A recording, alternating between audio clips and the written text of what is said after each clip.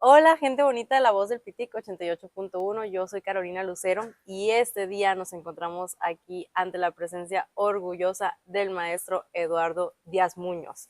El maestro Eduardo Díaz Muñoz nos acompaña desde la ciudad de Monterrey porque el día de hoy, 20 de marzo, se va a presentar aquí en la Casa de la Cultura, en el Teatro de la Casa de la Cultura, donde van a estar pues exponiendo la música que traen para este evento. ¿Qué tal, maestro? Muy buen día. Hola, Caro. Buen día, buena tarde, buena noche. Buenos todos. Un placer estar aquí. Gracias por la invitación. Acaba de terminar el ensayo de las piezas musicales que van a tocar ahorita más adelante en lo que es la noche, porque a las 8 es donde se van a presentar, es la hora a la que se van a presentar. Y maestro, a ver, platíquenos. Primeramente, pues, leyendo sobre su historia, sobre su vida, usted ha tenido distintas profesiones. Una de ellas lo llevó a especializarse en la música, que es lo que lo trae ahorita acá a la capital del estado de Sonora, acá Hermosillo. Ujú. Díganos, ¿cómo fue esa carrera para llegar a este punto? Bueno, yo empecé a estudiar música desde niño, a los 6, 7 años. Y de hecho yo considero que nada más tengo una profesión. Eres muy generosa, pero no. Más bien hice varios oficios para sobrevivir y para poder mantenerme, porque ser músico en México hoy en día ya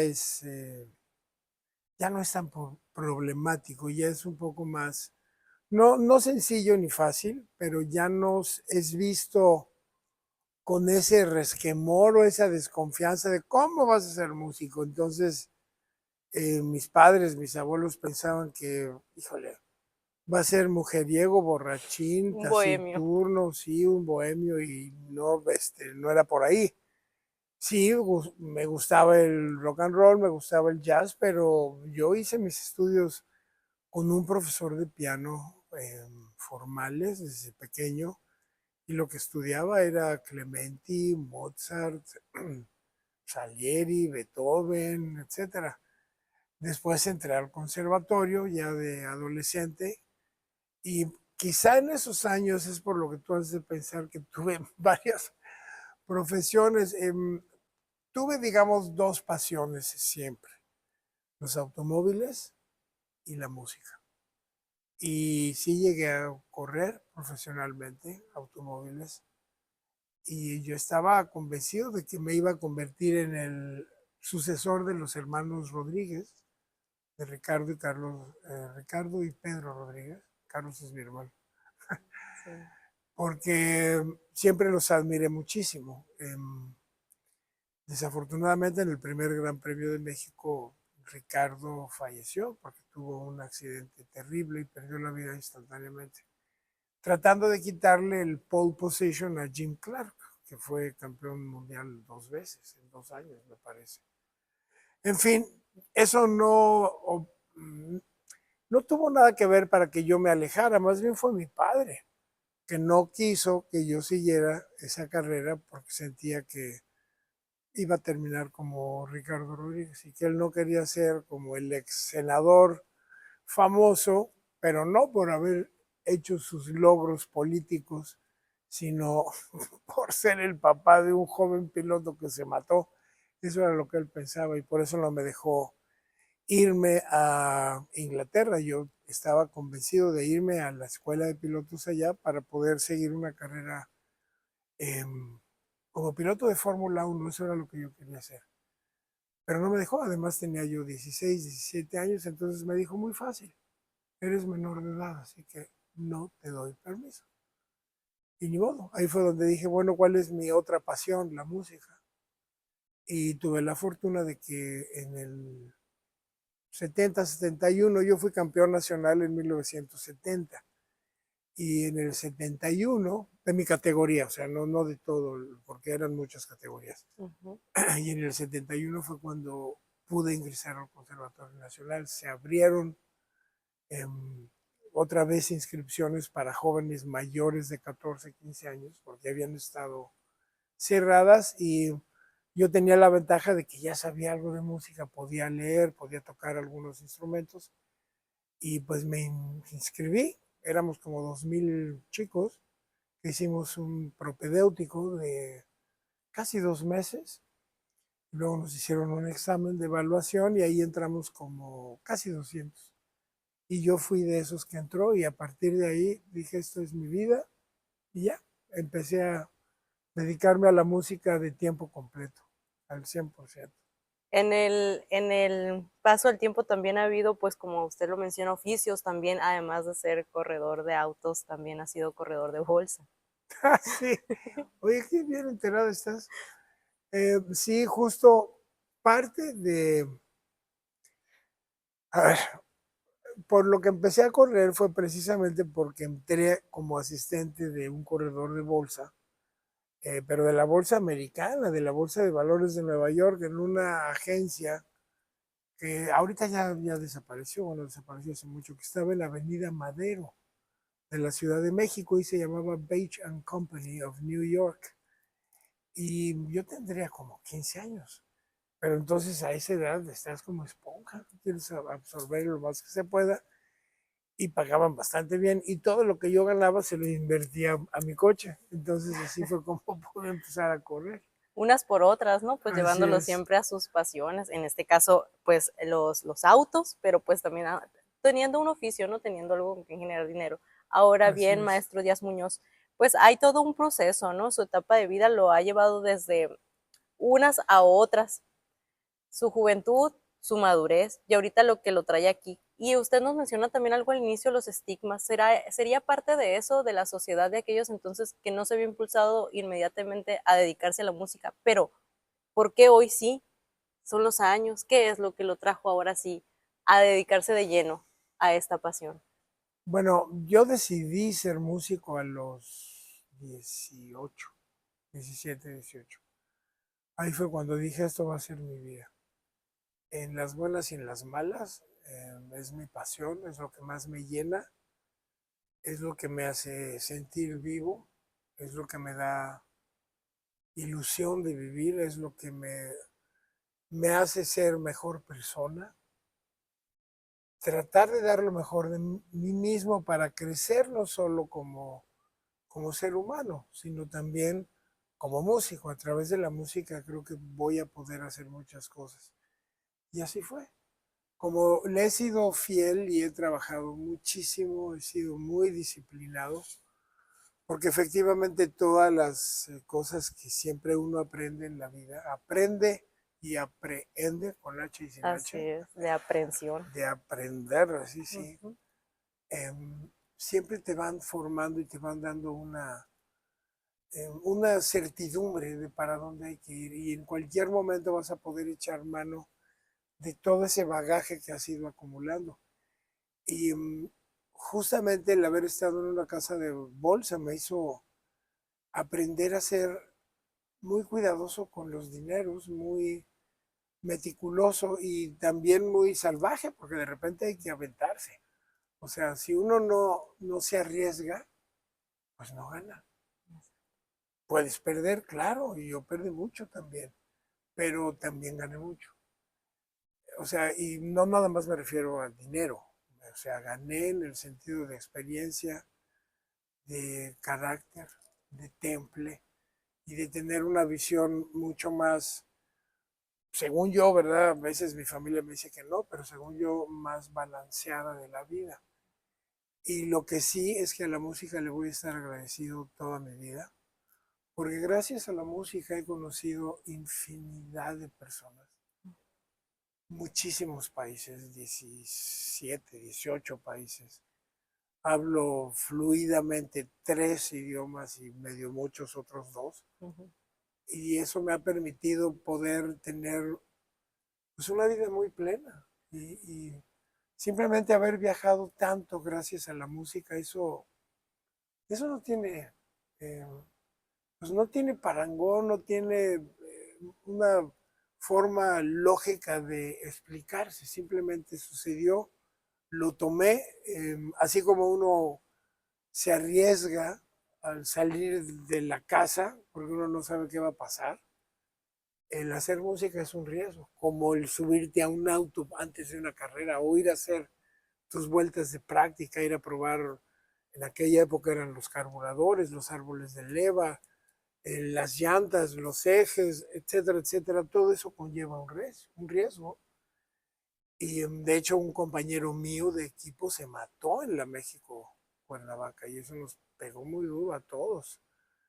Y sin embargo seguíamos corriendo porque era parte del riesgo. En música muchos amigos míos han dejado de ser músicos porque la competencia es feroz. Es un mundo que aparentemente es muy dulce, muy amable, y sí lo es, pero también es una especie de canibalismo allá afuera. Eh, ¿Cuántos tenemos la fortuna de poder dirigir una orquesta, por ejemplo? Así es. Eso es algo maravilloso, es algo que pues yo no me canso de dar gracias todos los días, todas las mañanas. Para empezar, gracias porque estoy vivo y gracias porque puedo vivir de lo que amo hacer, de mi pasión. Y yo creo que el mundo, siempre he pensado esto, el mundo sería un mejor lugar si toda la gente se ganara la vida haciendo lo que ama hacer, Es correcto. ¿no? Y por eso está el mundo tan de cabeza, porque todo el mundo se gana la vida haciendo algo que detesta. Ahora bien, maestro, háblenos de las piezas que van a ser tocadas esta noche. Pude ver allí en la lista pues que hay Beethoven, hay Mozart, que los llevó a elegirlas. Lo hablé con el maestro Alarcón, con mi tocayo, con el maestro José Eduardo Alarcón, que muy amablemente me invitó. Él también corrió un riesgo al invitarme, en todos sentidos. Y se lo agradezco mucho, estoy muy agradecido con él porque el trabajo que ha hecho con esta orquesta es verdaderamente sorprendente. Es una orquesta de la que yo había escuchado todo tipo de cosas, desde muy malas hasta muy buenas, y que tiene ya 22 años, ¿no?, de vida.